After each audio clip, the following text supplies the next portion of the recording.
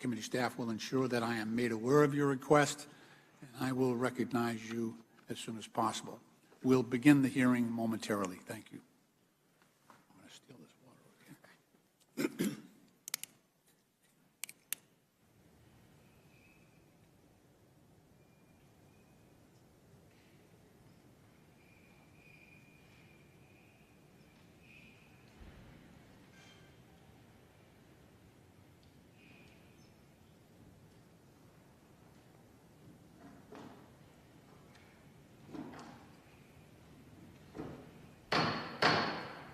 The subcommittee will now come to order. Without objection, the chair is authorized to declare a recess of the subcommittee at any time. The chair now recognizes himself for an opening statement. Good morning, everyone. Thank you for being here. Today, the Subcommittee on National Security will examine the Department of Defense and Military Services Administration and oversight of the Junior Reserve Officers Training Corps Program, or JROTC. As established by Congress, the statutory purpose of JROTC is to instill in our nation's high school students, quote, the values of citizenship, service to the United States, and personal responsibility, as well as a sense of accomplishment, close quote. In furtherance of that objective, JROTC offers participating high school students or cadets an immersive military learning environment that includes coursework in leadership, civics, ethics, history, health, and STEM, as well as service-specific classes in seamanship, land navigation, aviation history, and aerospace science. The program also provides cadets an important opportunity to visit military installations off campus and participate in other extracurricular activities with fellow students. As chairman of the Subcommittee on National Security, I believe that the JROTC program is instrumental in developing our young people who may be inspired to embark on a life dedicated to the military or civilian public service. That is precisely why the program must be subject to meaningful oversight and operate within maximum transparency and accountability for the benefit, the health, and the safety of every cadet. Regrettably, that is not the current case. In July 2022, an extensive New York Times investigation concluded that within the past 5 years, JROTC instructors have been criminally charged with sexual misconduct involving students at a rate that is, quote, far higher than the rate of civilian high school teachers. The investigation also found that many other JROTC instructors have been accused of misconduct but never charged.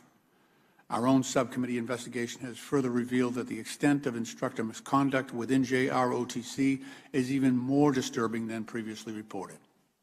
In a moment, we'll hear testimony from DOD and the military services about the actions they are taking to ensure that the safety and well-being of JROTC cadets is in place.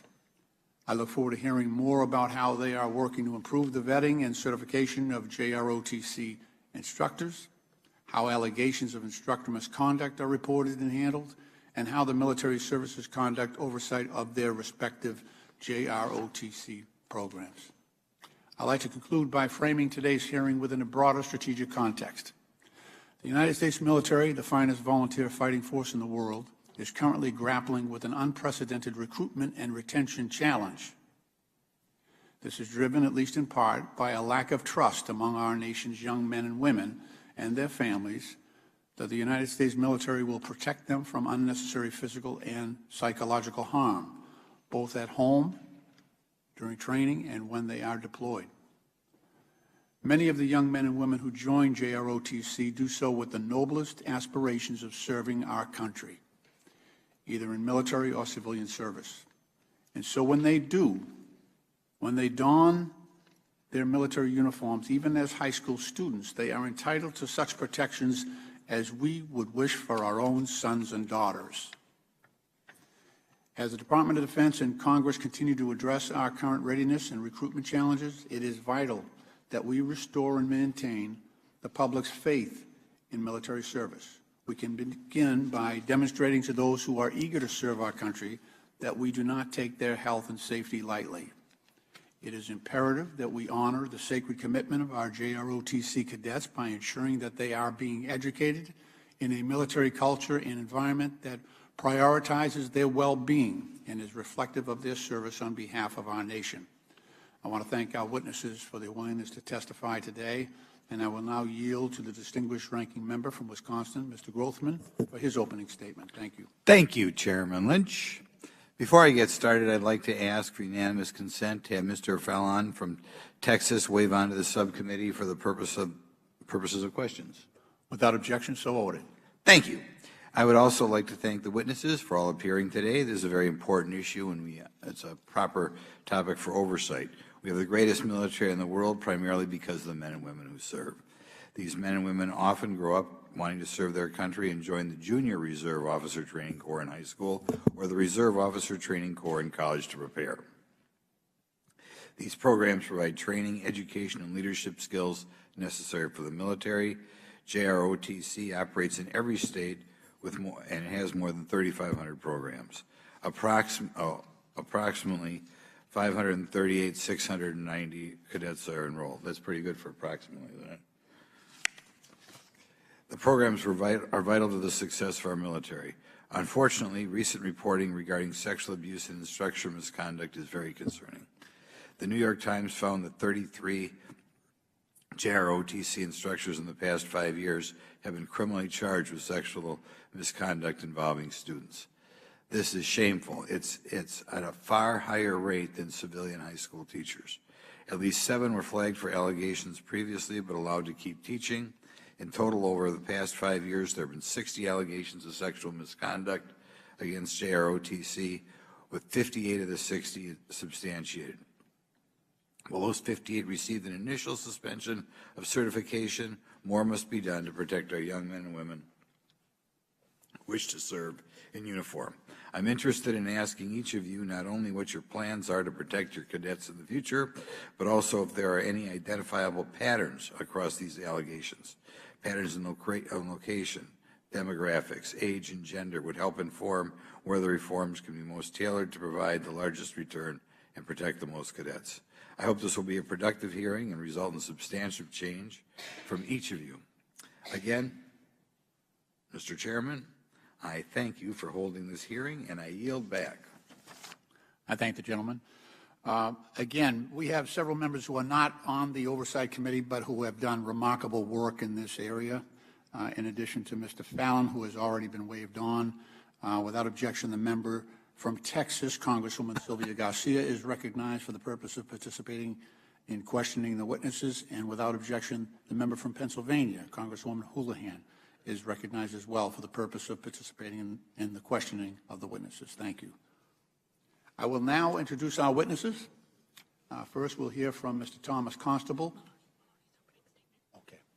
You know, we're also, I did not realize, we also are graced with the presence of our full committee chairwoman, Ms. Maloney. And Ms. Maloney, the gentlewoman from New York, is recognized for an opening statement. Welcome. Really, 30 minutes. All of our witnesses, and to you, Mr. Chairman, Give me a list of the room. and ranking member, for holding this important hearing, and for your many years of leadership advocating for the health and safety of everyone who proudly and bravely wears our nation's uniform. The Junior Reserve Officers Training Corps program, or JROTC, provides high school students with an important opportunity to strengthen their leadership and interpersonal skills, improve their physical fitness, and pursue their education, all while immersing themselves in military culture. Every year, thousands of young cadets graduate from JROTC. Many of them go on to pursue a career of military service. This program is crucial for the future of our military. So I was deeply disturbed by the report in the New York Times this summer, finding that dozens of JROTC instructors have sexually assaulted their students, abused them, and harassed them. That is why Chairman Lynch and I wrote to the Department of Defense and the military services in August seeking information about how the military services conduct oversight of their JROTC programs and what changes are needed to protect cadets from predatory instructors. We have learned from what we have learned from the department is truly alarming. The New York Times identified 33 JROTC instructors who have been accused of sexually assaulting their students in the last 5 years.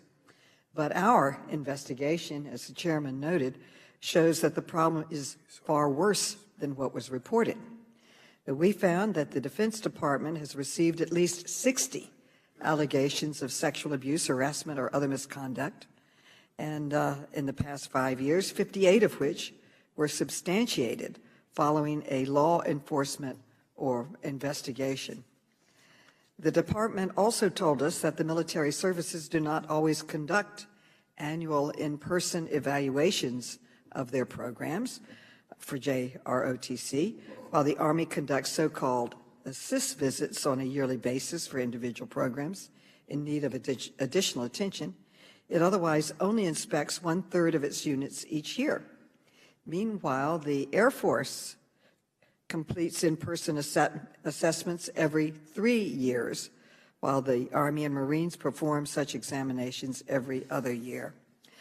I want to be clear, the vast majority of JROTC instructors are decent and trustworthy members of or former members of our armed services, and they continue to serve our country honorably by teaching and mentoring our next generation of leaders for the military. But our investigation has exposed that a lack of Pentagon oversight appears to have enabled the predatory behavior of some of the JROTC instructors. Any allegation of sexual assault, abuse, or harassment in this program is one too many and needs to be addressed. These are our future leaders in our military. We need to respect them and treat them in ways that they are protected. I hope that today's hearing will illuminate some of the lapses that have contributed to sexual abuse by JROTC instructors, and I am confident that the Oversight Committee, led by this subcommittee, will continue to work on a bipartisan way with Mr. Grossman and others to ensure the safety and well-being of our nation's young cadets.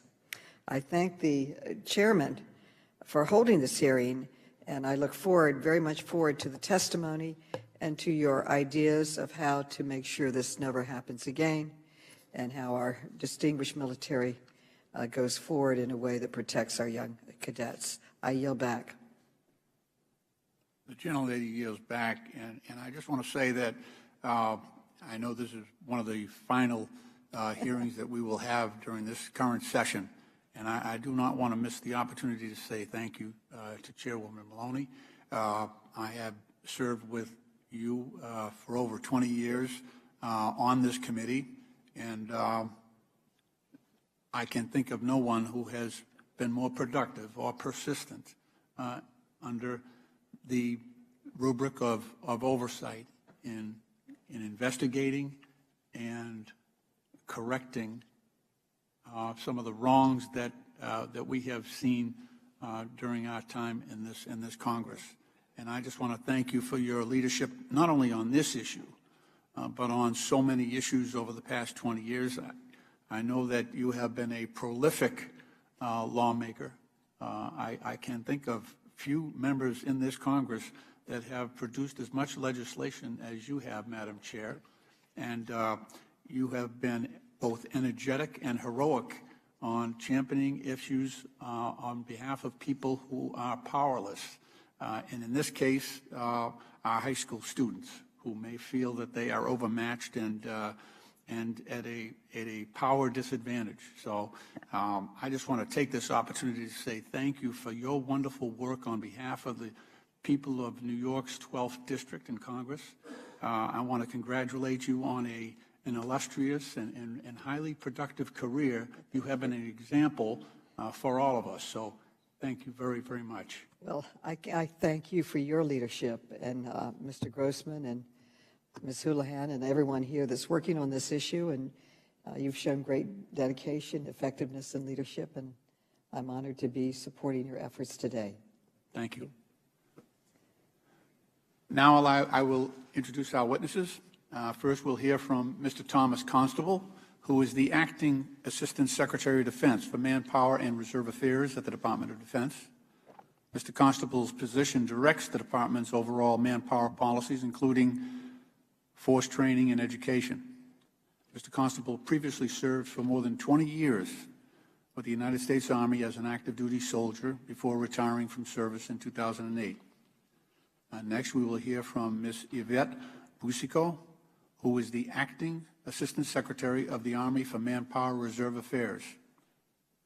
In this role, Ms. Busico manages manpower personnel and reserve component affairs for the United States Army and provides advice to the Secretary of the Oversight of Human Resources, Training, and Force Structure, as well as other important readiness matters.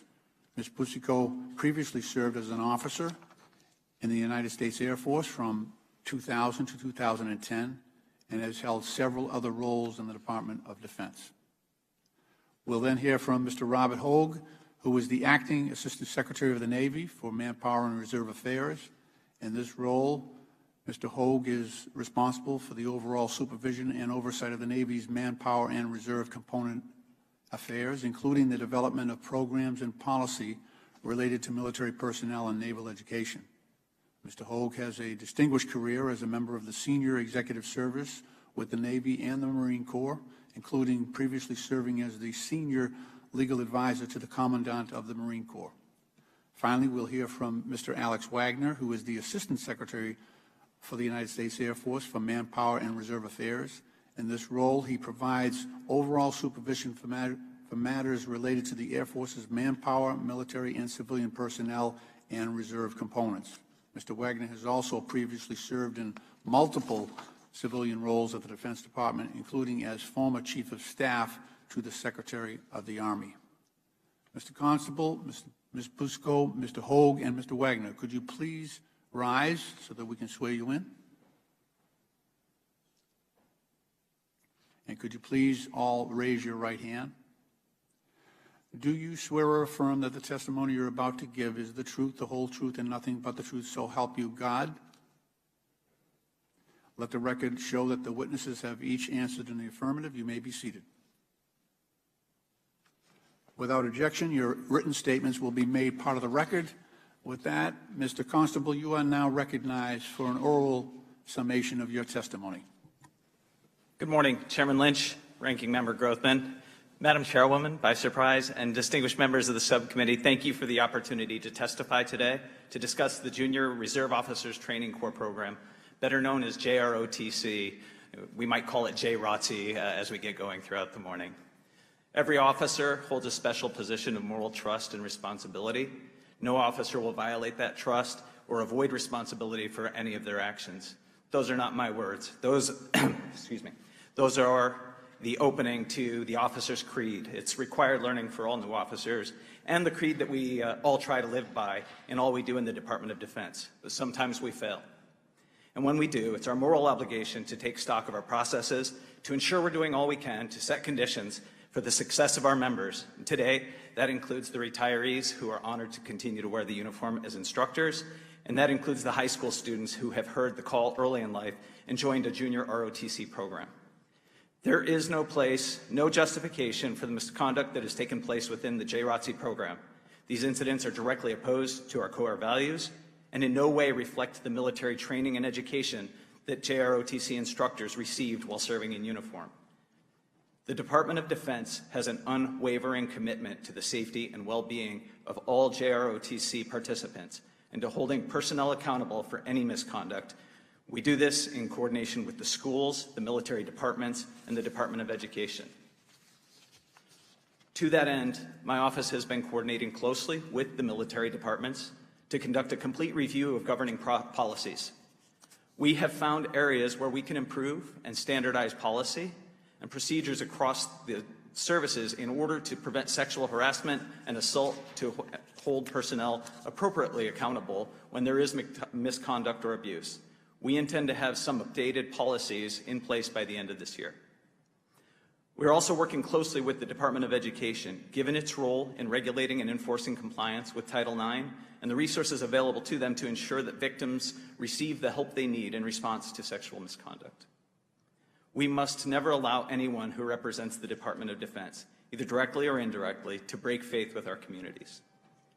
Over 3,400 schools across 50 states and territories have invested in hosting JROTC by hiring over 7,500 military retirees as school employees to teach JROTC to a demographically diverse population of over 500,000 students who elect to pursue this course annually. We owe it to these students and communities to offer appropriately screened and trained candidates for employment in the schools as JROTC instructors, and to hold individuals accountable when there is misconduct. To say that any case of instructor misconduct is unacceptable is an understatement. JROTC should be the shining example of duty, honor, country within the schools we serve. This issue has the highest attention across the highest levels of department leadership. Our full review of governing policies and regulations is just the first step to ensuring we have effective oversight and administration of the JROTC program.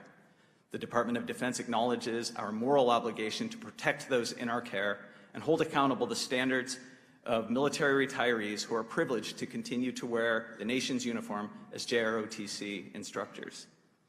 We remain profoundly committed to doing right by our students and our educational communities by providing the support and resources necessary to supplement the development and prosperity of our great nation and its future leaders.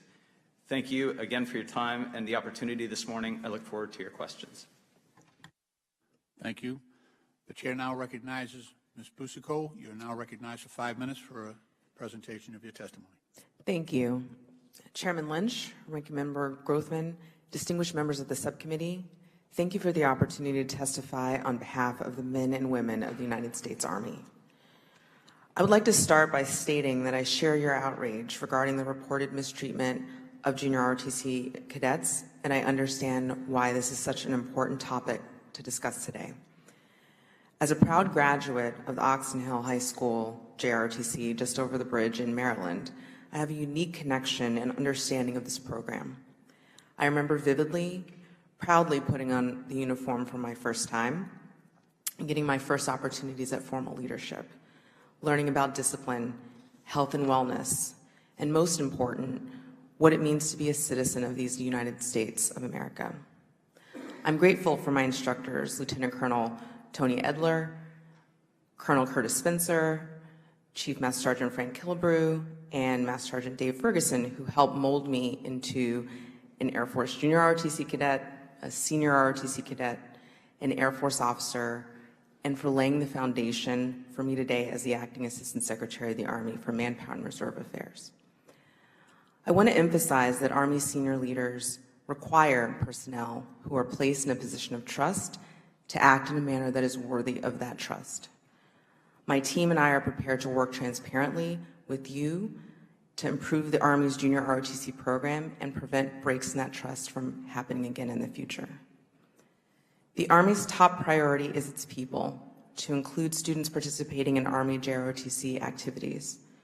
Sexual harassment and sexual assault have no place in our Army.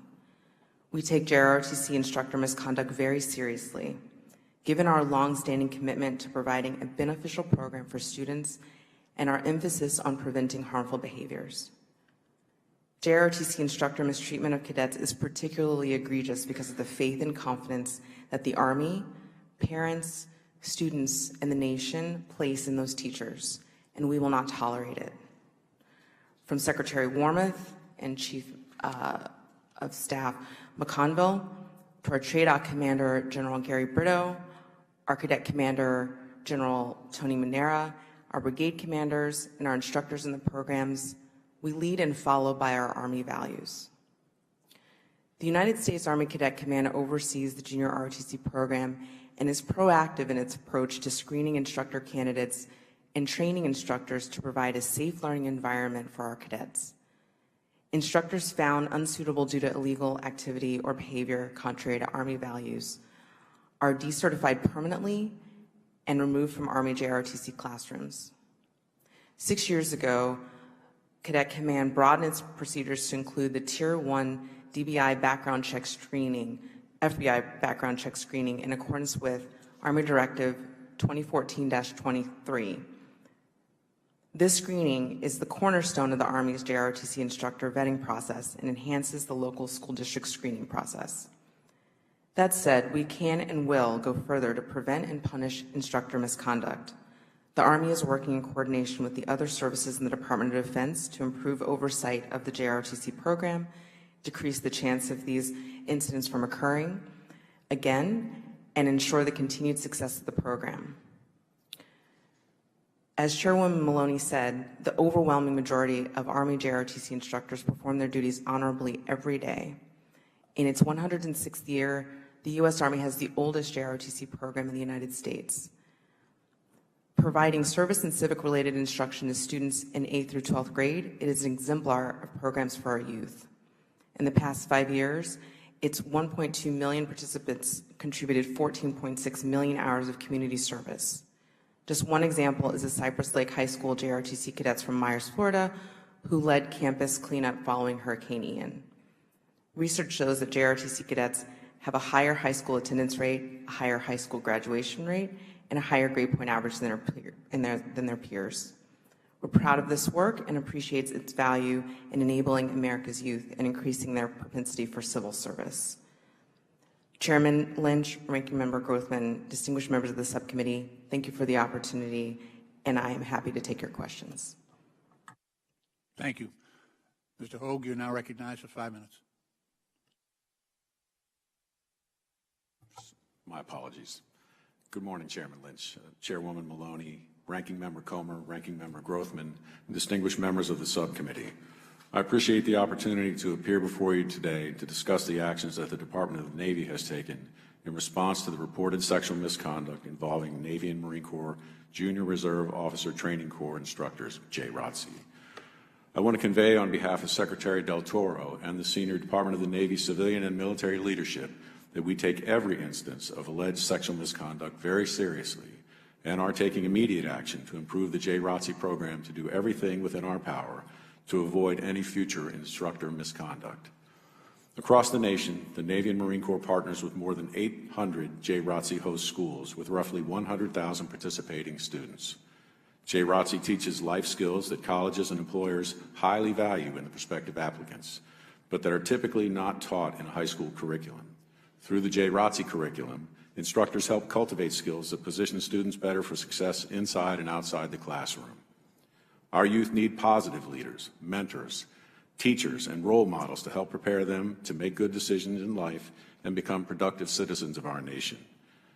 JROTC instructors are often trusted adults and mentors in the lives of these students in their units. The department is taking action to update policy and training to ensure that JROTC instructors do not betray that trust. We understand the seriousness of these incidents. While the vast majority of our instructors perform in an exemplary way, Navy and Marine Corps JROTC programs have had 23 incidents of sexual misconduct involving cadets in the last 5 years. And in every case, we took immediate corrective actions. Although JROTC instructors are employees of the individual school systems, the department understands and takes very seriously that the instructor's conduct directly affects the students and the service's relationship with the American people.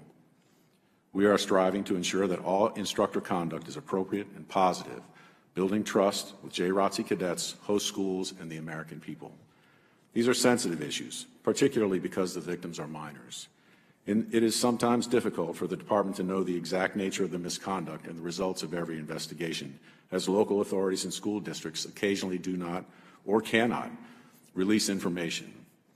But we are committed to working with our partners and local authorities to improve our assessments of instructors and to improve reporting and response processes. We welcome additional oversight and are committed to improving policies and processes to partner more closely with the host schools to ensure our cadets are safe. We will be steadfast in protecting JROTC cadets, our nation's next generation of leaders. Thank you for the opportunity to appear today, and I look forward to answering your questions. Thank you. Mr. Wagner, you're now recognized for 5 minutes. Chairman Lynch, Ranking Member Grothman, distinguished members of Congress, thank you for your continued support and for the opportunity to testify today on the status of the Department of the Air Force's Junior Reserve Officers Training Corps program. Air Force JROTC is a statutorily mandated citizenship program, one that supports the development of America's youth by building character, leadership skills, and a commitment to national service. The program seeks to instill a sense of pride and professionalism, personal responsibility, and provide a basic familiarity with America's air and space forces. Like you, I am outraged by the acts of instructor misconduct within JROTC. Even one incident of this nature is too many, and it's unacceptable. The JROTC Instructor Corps represents the Department of Defense, and they are expected to be role models in our partner schools, trusted adults, and mentors. We have a special obligation to ensure that they safeguard the lives of the young women and men entrusted to their care. The incidents of sexual misconduct highlighted by the New York Times are inimical to our ethos and our institutional core values. Given the incidents of misconduct identified and our own review, it is clear the Department of the Air Force must do more to prevent this type of misconduct from occurring at any of our JROTC units. To improve our prevention efforts, we're currently reviewing Oversight, committing resources to ensure proper staffing levels, enhancing screenings, and revamping initial and recurring trainings. Finally, we're taking steps to attract and retain a female instructor corps more representative of the female cadets in our program.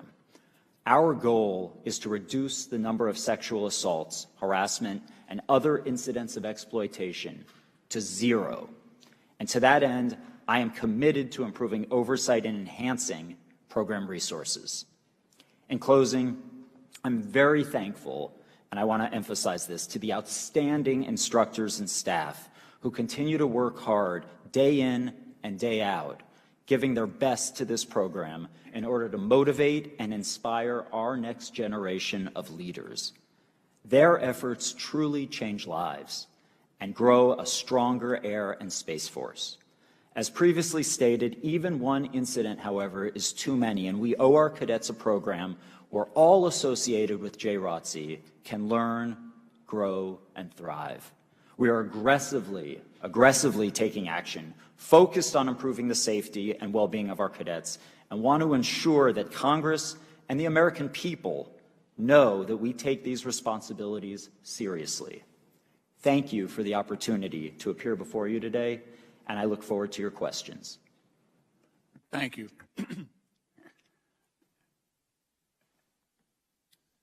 The chair would like to offer a motion for unanimous consent that we enter into the record a New York Times article, which is the subject of this hearing, and dated July 9th, 2022, by Michael Baker, Nicholas Bogle Burrows, and Iana Marcus. Without objection, so ordered. The chair now recognizes himself for 5 minutes for questions. I've had the opportunity to serve my district, the 8th District of Massachusetts, for more than 20 years. And for that time, I've also been a member of this committee and this subcommittee. And our highest priority across the board for all of our members, both sides of the aisle, has been the health and safety of our sons and daughters in uniform. And we take that responsibility extremely seriously, that we must have a commitment to protect those who serve and sacrifice on behalf of our freedom. There can be no higher responsibility. So the subject of today's hearing, which is the sexual abuse and harassment of JROTC cadets, who in most cases are children who aspire to serve and defend our country, is especially disturbing. I think it might be helpful to hear from our witnesses where the gaps are. Where have we failed? It would seem to me that there are probably 5 areas that jump out at me after reviewing our internal investigation, as well as the accusations and reports of the New York Times columnists and reporters. One would be the preparation of our instructors, our JROTC instructors. And are we instructing them in a fashion? And it is apparently at great variance from state to state and school district to school district, whether or not certifications are necessary, whether or not teacher training is necessary, whether the degree to which we require potential instructors to engage and understand what their responsibilities are. There is also I would say, organizational gap between JROTC and our military and the school districts, and there's a lack of clarity in terms of the lines of responsibility, I think, and I think it's a case-by-case basis, depending on the MOU, the Memorandum of Understanding between the JROTC and the particular school district, and I understand that that is not uniform across all jurisdictions. Then there's the reporting issue. As the New York Times pointed out, there's a question of the reporting of abuse and whether or not that is seriously followed up, if students are informed of their protection from retribution, because many of these victims have said that they felt trapped and that they were jeopardizing the potential benefits of the 4-year program if they indeed reported their abuse to a superior. And there's also the chain of command aspect that overhangs this whole situation. There's a question about the removal and this is repeatedly brought out in the New York Times article, the removal of instructors, because a number of these individuals, eventually convicted, had records of prior abuse, but had not been taken out of the process, and they were some were transferred and allowed to continue their abuse. And then support for the victims as well, to make sure that that following any allegations, they are reinforced and supported and helped in their desire to eventually join the military. So let me start with you, Mr. Constable. In those areas, could you indicate where you think we might renew our efforts to strengthen some of those vulnerabilities? Thank you, Mr. Chairman.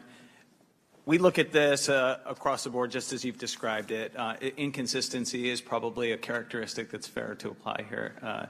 And as we look across the population of not just the misconduct cases in front of us now, but the program overall, what we see is 3,400 different schools, each with a separate memorandum of agreement, as you've said. And so where we're headed is towards, we're really pushing towards policy that would standardize such things. Standardization, I think, is the watchword going forward. As we do that, we work closely with the Department of Education to bridge some of those gaps where we don't have access into the schoolrooms.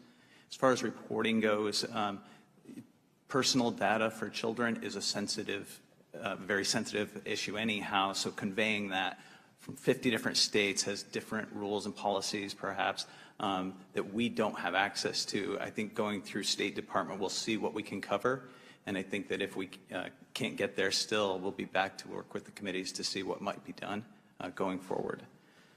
The lack of clarity of lanes with the schools is very understandable. Again, these are primarily different from the environment of a military unit where service members serve.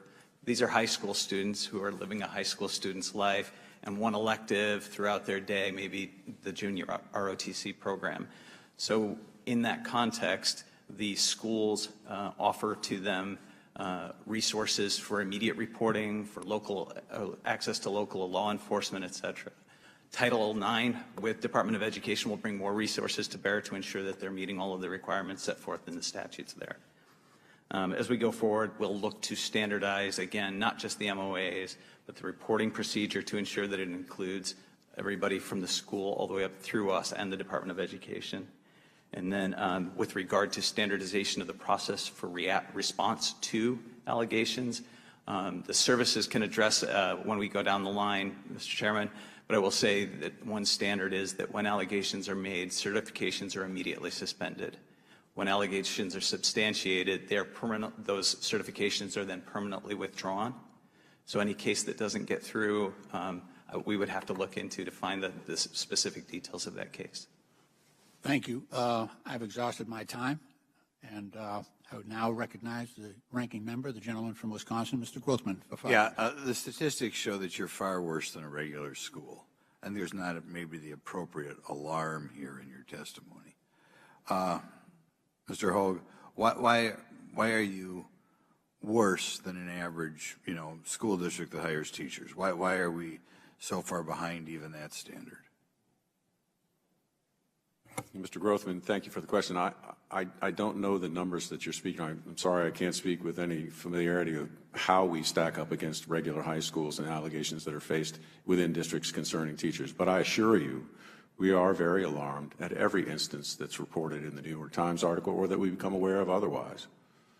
That's what it says here. Do any of you even know that you're worse than an average school district, that you'd be more afraid to put your kid in a JROTC program than a regular school?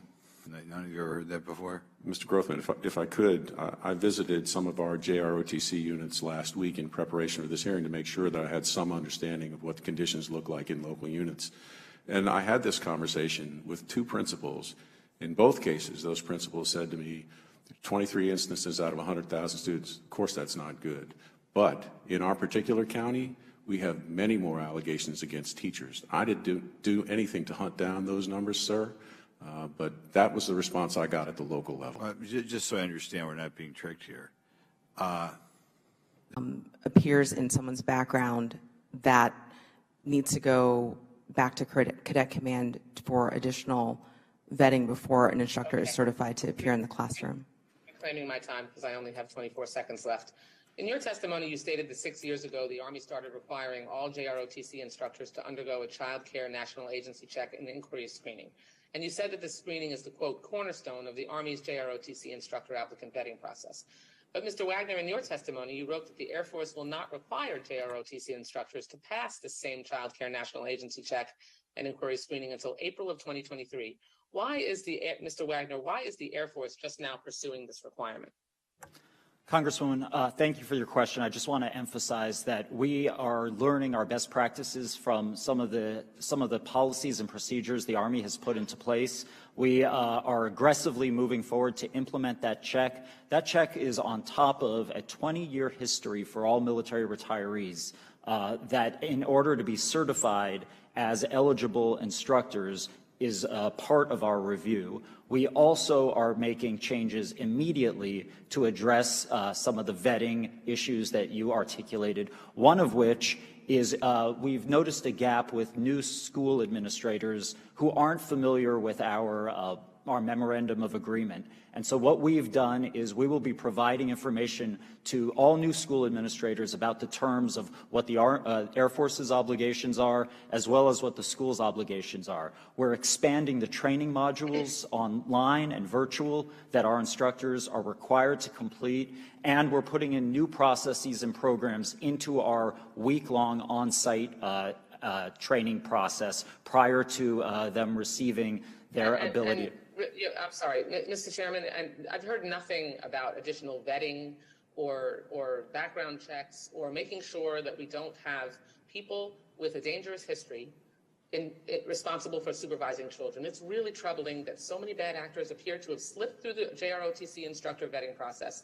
And I don't understand why the Department of Defense and Military Services have not used this opportunity, now that this has been revealed, that they should have known already, to make sure that they have processes and procedures that ensure that we don't have predators who are supervising our young people in the JROTC program.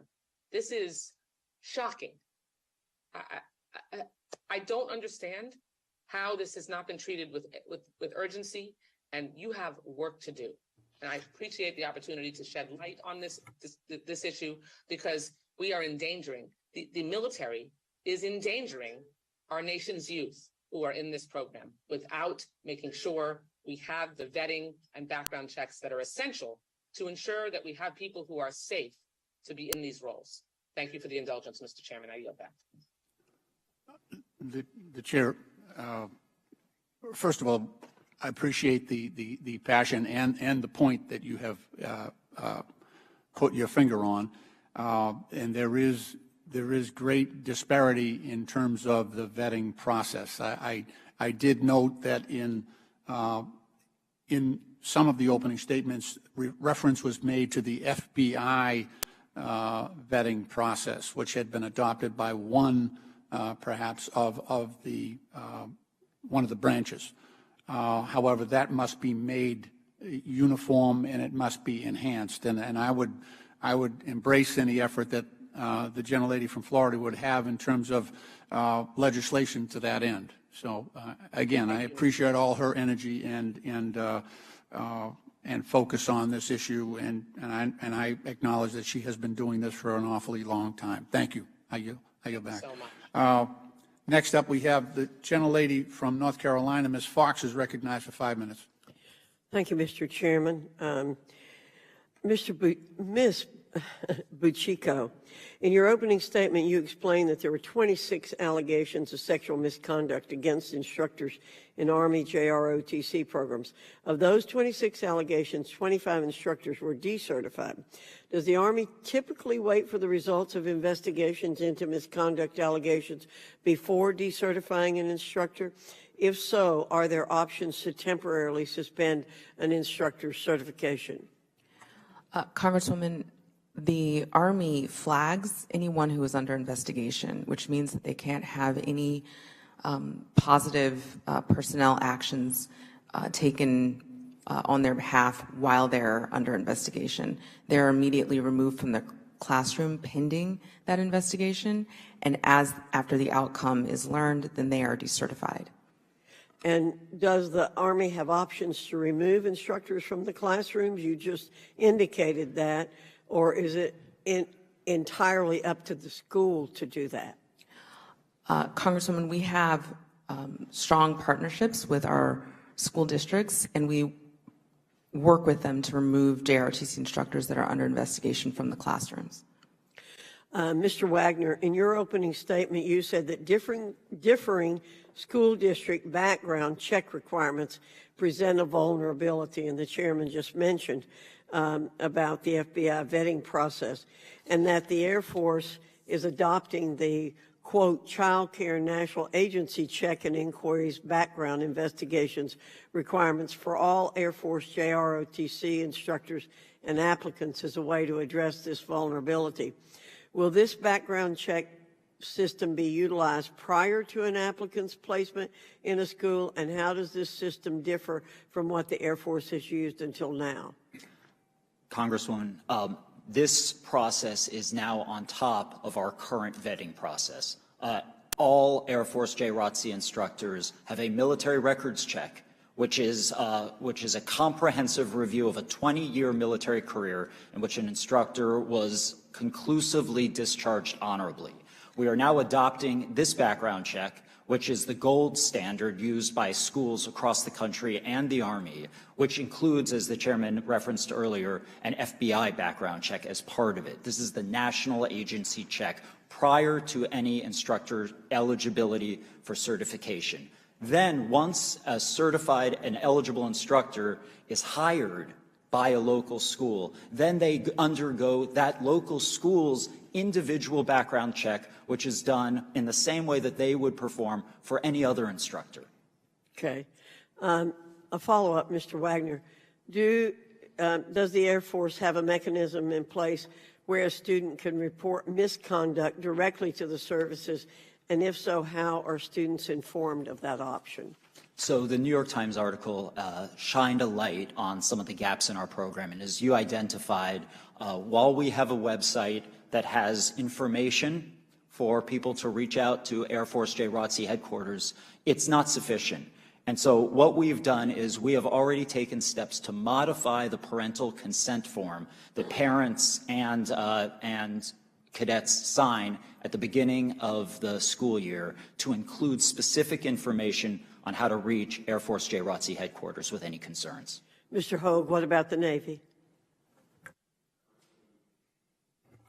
excuse me, Congresswoman, it is possible for an individual cadet to reach out directly to a JROTC program manager or to the program directly to make an allegation. However, I have to say, the units that I've visited, the principals are very clear. They view investigations and allegations related to that kind of misconduct as inside the building issues with school employees that they very much feel ownership of.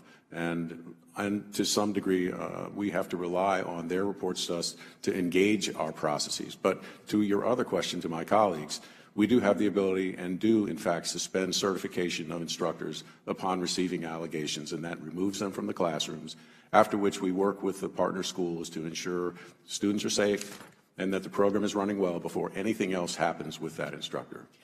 And Mr. Constable, for the other services, can students report directly?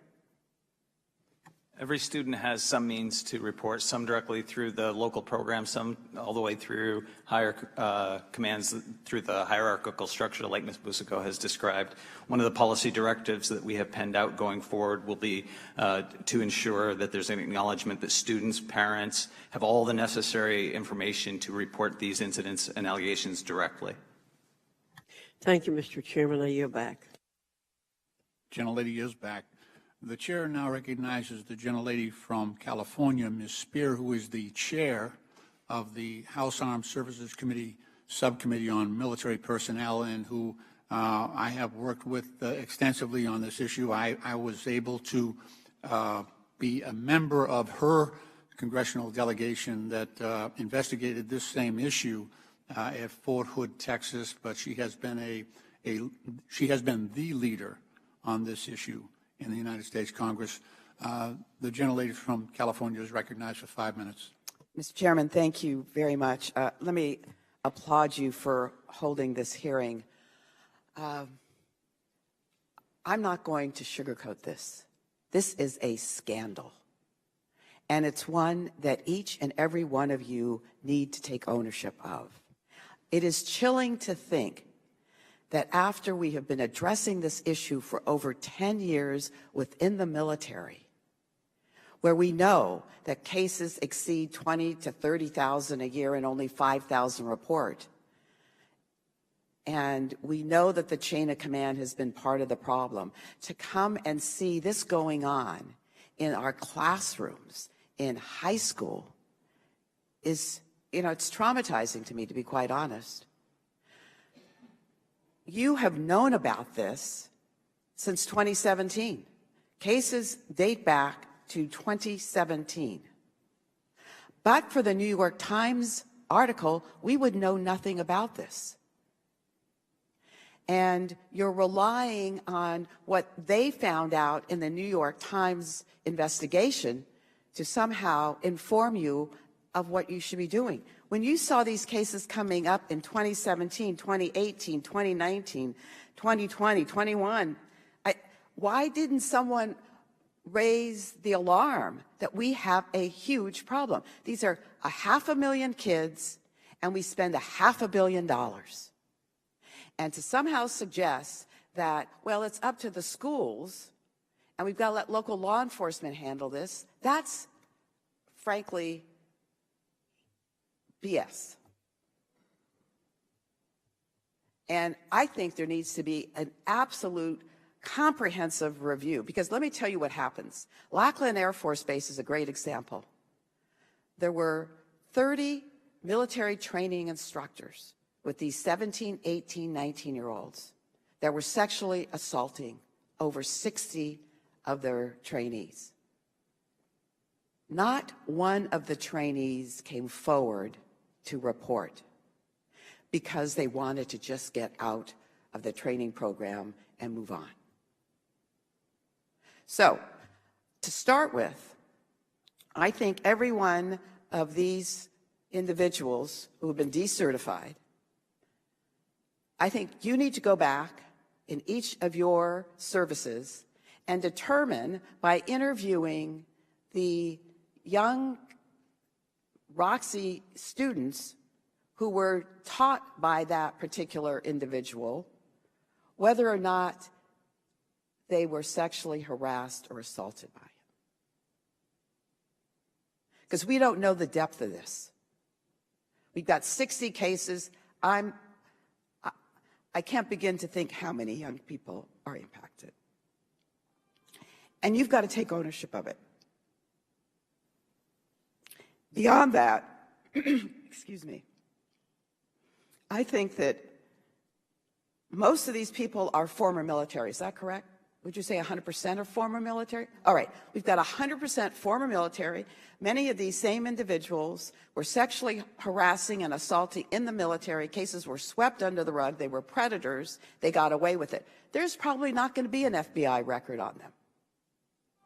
So don't think that that alone is going to provide any counsel or security to you or to the families.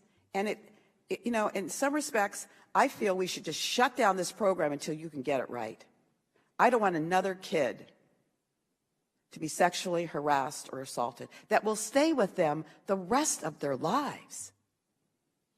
You've known about this and done nothing about it since 2017 that we know of. So,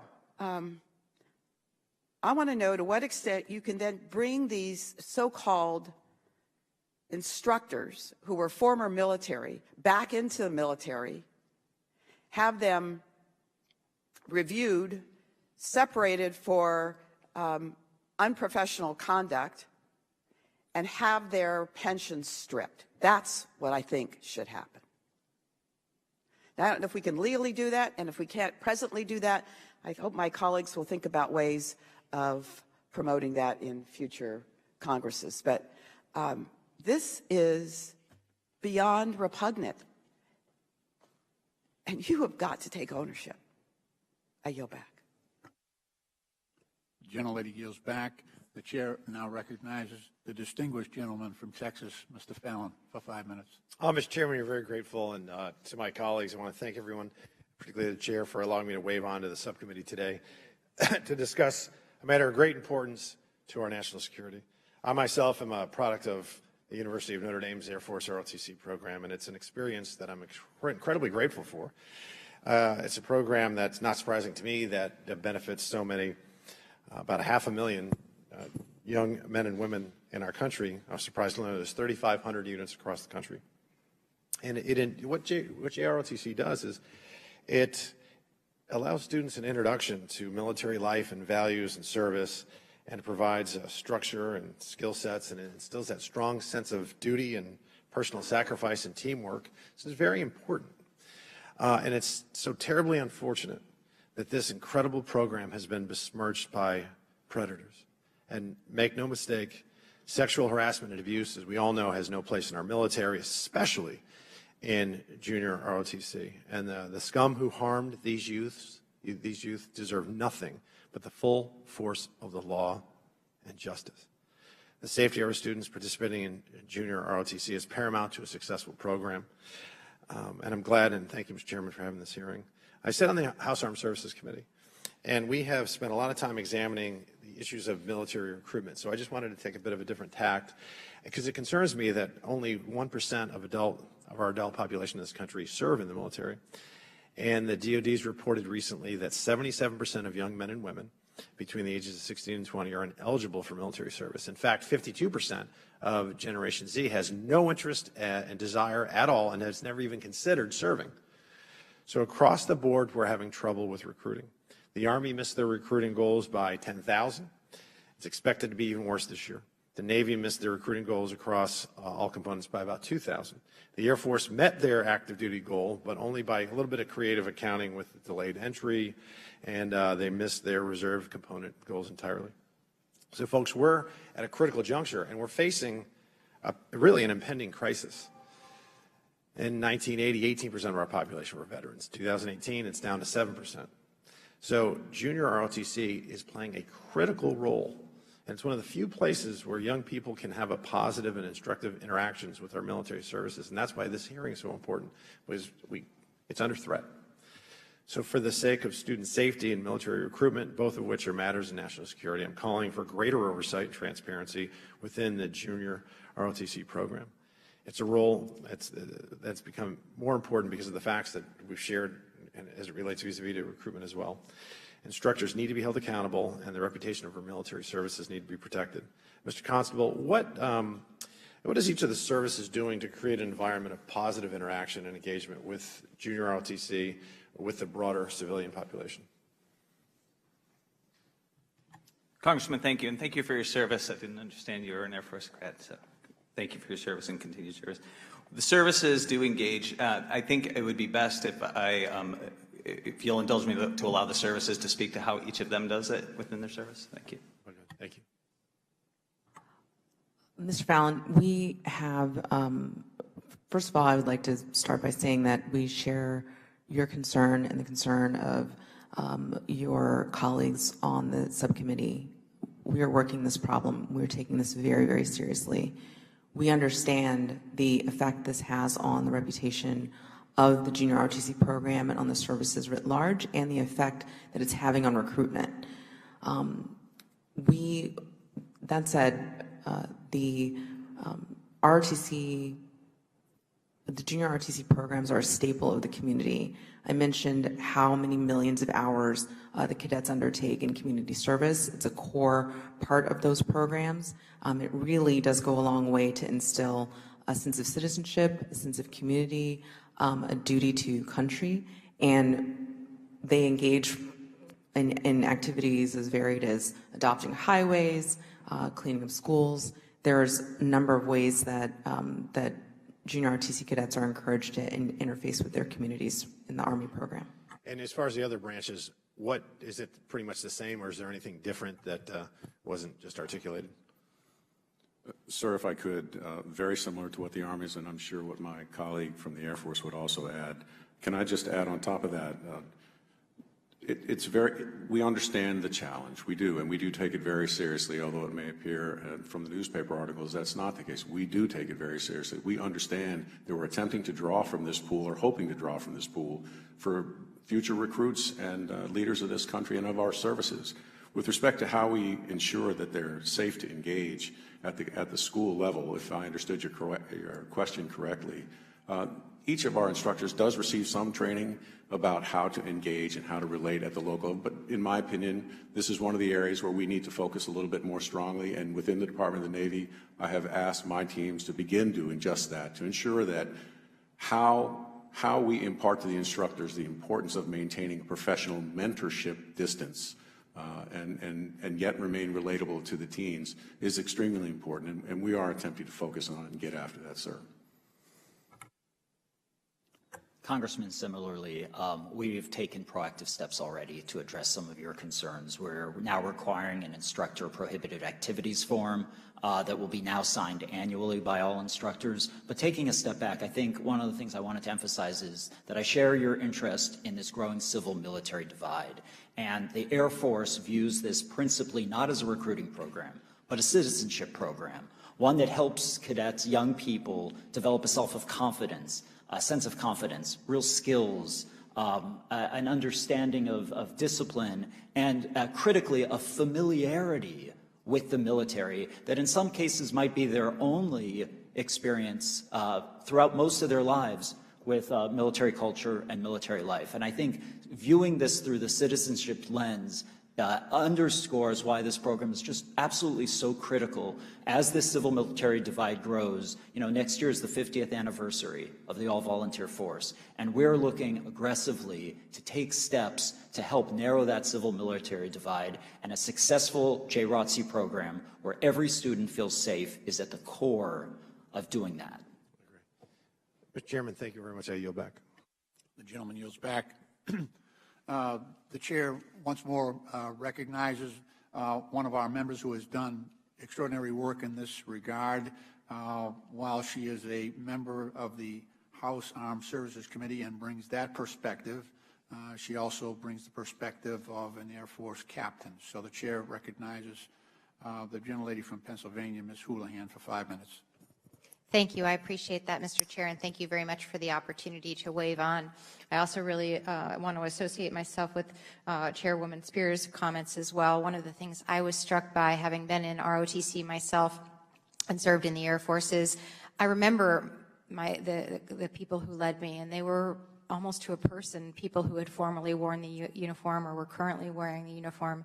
And so I am very much confused by the fact that these theoretically are people who have been vetted, who have a deep history of service, and theoretically we should know about their backgrounds. And so I'd like to sort of put that over here. I also was struck by, Mr. Wagner, you were the only one who mentioned possibly some sort of emphasis on women, and I think your words were female instructor corps. So I'd love it if you could kind of drill down a little on what a female instructor corps is, since 20% of our service members are women and increasing to about 30% we anticipate within the decade. Is there something there, having only had one woman ever been in my ROTC cadre? Go ahead. Thank you. Congresswoman, this is exactly some of the steps that we've taken since the Times showed a light on this program. And I looked at it and I asked our folks at headquarters, we have a 50% population of women. We've got a growing number, upwards of 25% in the Air Force, and yet our instructor corps is 92% male. Our female cadets are 40% female. We've got the wrong balance. And I think aligning that gender disparity better will have a significant impact on this program. One of the key questions and concerns of this committee is that cadets feel like they have nowhere to turn. If we have 100%, by the way, of the victims are female, and 100% in the Air Force of the perpetrators were male. If I might be able to interrupt, what is this cadre or corps of women? Have you implemented it yet? Is it in existence, or is it just a thought or an idea? So when the article came out and we did our own review, one of the first questions I asked was, tell me the program demographics. Tomorrow I'm flying down to Air Force JROTC headquarters in Montgomery, Alabama, and we're going to work on a plan. I've asked them to come up with ideas. I'm going to help them shape and sharpen that plan. I think this will have immediate, tangible impacts on the safety of cadets in this program. So I would like, Mr. Constable, maybe to elevate that as being something, as a best practice, something that we should be implementing. My experience with our JROTC programs in places like Coatesville High School in my district are that they are majority, first of all, majority minority, and second of all, majority women.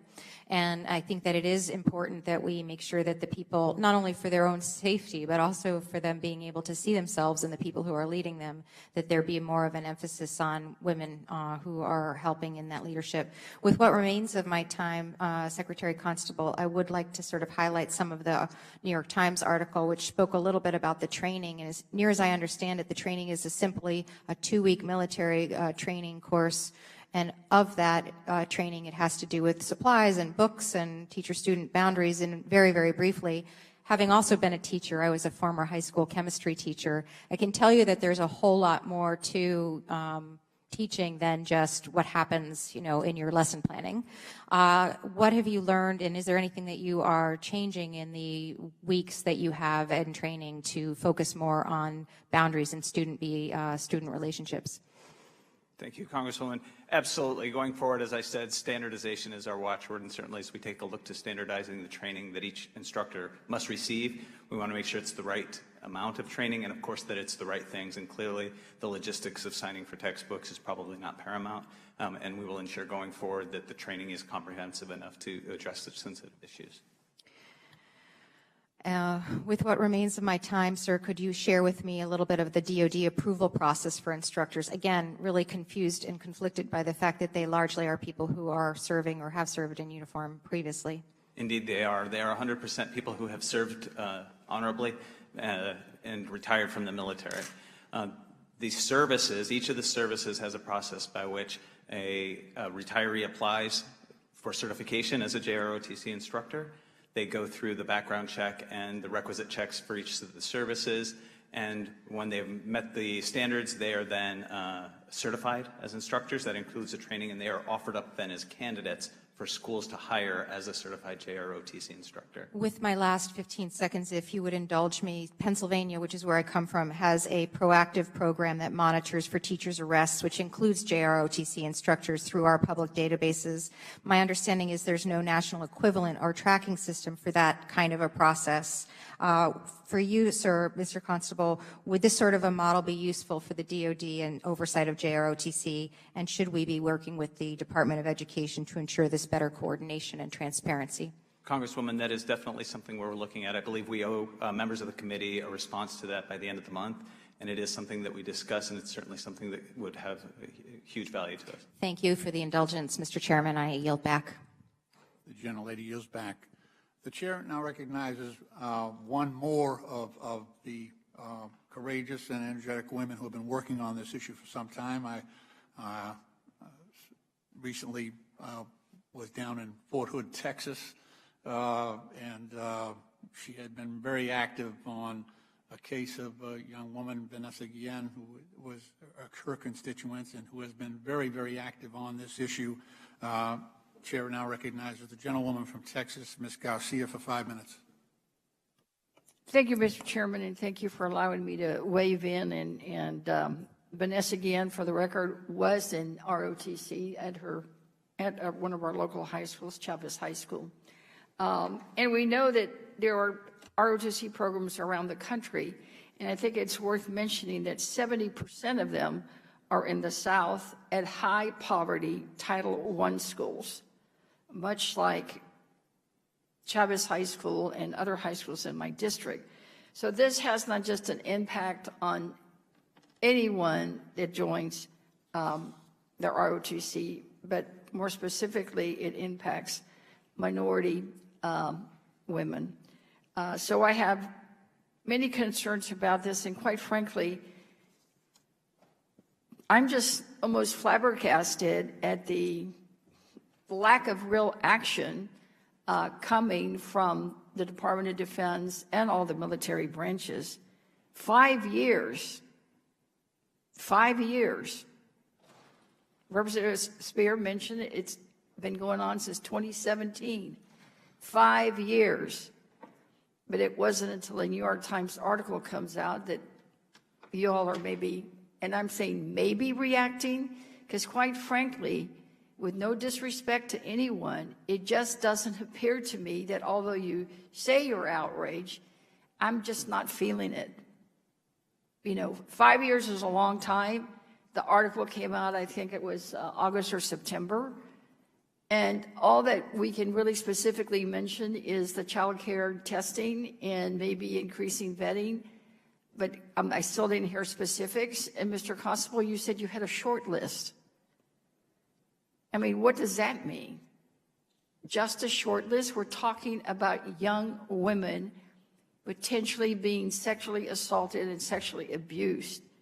I saw the list that Ms. Spear just shared with me. There's many there from Texas. That makes me even more concerned.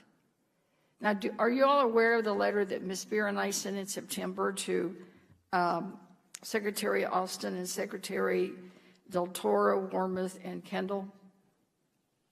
I mean, why do you all have a short list? I mean, we sent you all a list of about 6 or 7 items, or all these items made your short list. Will there be a database from the Department of Defense tracking some of these instructors to make sure that they're no longer certified and no longer handling any of the children involved? Will we create a regulation that requires schools to send at least 2 school district-approved adults? I could go through the list, but we'll enter it for the record. Have any of these items made your short list? And if so, when are we going to see real action? And I want specifics. Mr. Constable. Congresswoman, thank you. So there has been action, never enough. Immediately following the article, Mr. Cisneros, the Undersecretary for Personnel Readiness, issued a directive to each of the services, directing the undersecretaries to take stock of all of their programs, engage personally with each of their programs, review every one of the memoranda of agreement that outline the terms of the instructors in each of the schools. Following up on that, and having received your letter, ma'am, along with others, those are the topics that are forming the discussions within a working group across the department. As we put together my term short list, what I'm saying is we're looking for the things that we can do now versus the things that we can do down the road, working with the education and can you be specific? I mean, what is on this magic list that you have? So the policy initiatives that we look forward towards primarily, when I say the short list, again, speak to standardization. First, to standardize background investigation, then to standardize the oversight ratio and the manner in which we apply the oversight for each of the departments. Third would be to standardize memorandums of agreement. Right now, they're very similar, but a standardization will ensure that we have a process that we can inspect against regularly. Some of the self-acknowledgement with regard to instructor prohibited activities to just act as a reminder, intermittent reminder of their moral obligation in the classroom. Is there anything in your list that's a directive to all the branches for uniformity in the background check and the testing? So a decision has not been reached on whether we're going to do that now. Each of the services. Why? So it is a recommendation that will go forward, ma'am. Right now, everybody runs a sanctioned background investigation that's used for other purposes. We believe going forward, the standard one will look something more like the child care one that Air Force uses, something like that. But I think we want to make sure that we're not leaving any aspects of the other ones that the other services might be using behind. So we're doing that analysis now. Well, it just appears to me that the general guidelines, if you will, and I think you call them directives, should be firm directives about what must be done to address this issue that all the branches follow rather than each branch doing their own thing. It just seems to me that every service person, every member of the ROTC should be treated equally and have the same access to a complaint system and to be able to talk to someone. It just completely baffles me the way that it appears that this is being handled. And it's just very, very disappointing to see that it's taking a New York Times article after 5 years of these cases going on for you all to act on something. And I would expect, Mr. Chairman, that we would get a report on what specific actions being taken with firm timelines. Because otherwise, we've seen that the Army failed Vanessa Guillen. And it appears to me that right now, all the branches are failing our ROTC programs. And that's our pipeline, and you're impacting Title I, poverty area, minority students, and that's totally unacceptable. With that, I yield back. Let me just respond to the gentlelady's remarks, and I fully agree.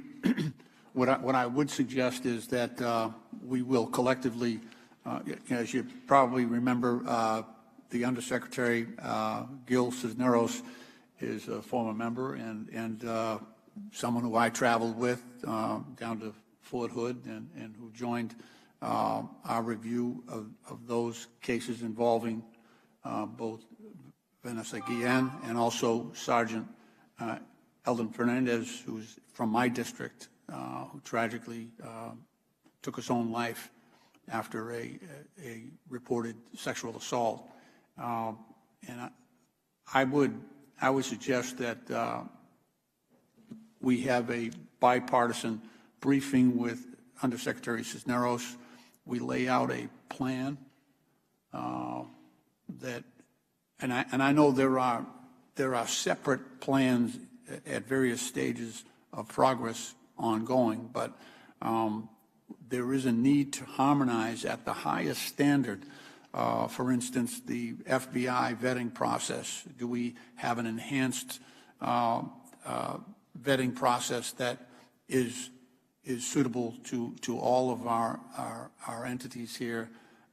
Is there a way to optimize and collect best practices that are recognized by the JROTC sectors in each branch?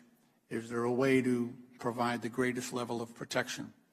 And not only from the vetting standpoint, but also the education standpoint, the accountability standpoint, and educating these students so that they know that they're protected if they do need to come forward with allegations of abuse. So all of that needs to be addressed and needs to be put on a hard timeline. And I think that this is something we can work on in a bipartisan fashion, in a deliberate time frame. But we're going to be looking for hard deadlines to get this stuff implemented and adopted. So with that, I'd like to thank our witnesses for their testimony today.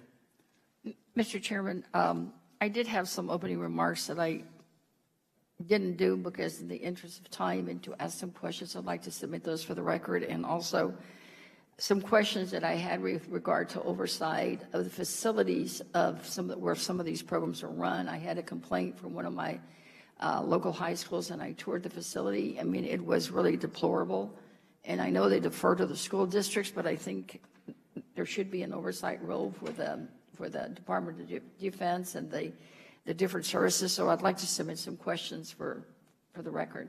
Well, we certainly, without objection, so ordered. We welcome your remarks and questions. And, you know, just on a point of common agreement, my three major cities that have the most active JROTC programs are Boston, Brockton, and Quincy. And, you know, being familiar with the JROTC programs in those cities, I am aware that that more than half of the cadets in those programs are people of color, young cadets who come from families that are struggling economically, and that have a greater need, I think, for support, sustenance, and direction. So we have to make sure that we are cognizant of that fact, we appreciate that fact, and that we structure our response in a way that is focused on that existing vulnerability in a way that does greater service to those young people and those families, because I think we've all seen what can happen when things go wrong. I do note the arrival of the full committee chairwoman, and the chair would recognize, if desired, the gentlelady from New York for 5 minutes. Thank you, Mr. Chairman. I'd like to ask some questions about whether or not you have sufficient funding for sufficient staff to do adequate oversight. I'm concerned that the military services do not have the necessary resources in place to conduct effective oversight for the approximately 3,500 JROTC units currently operating in high schools across our country.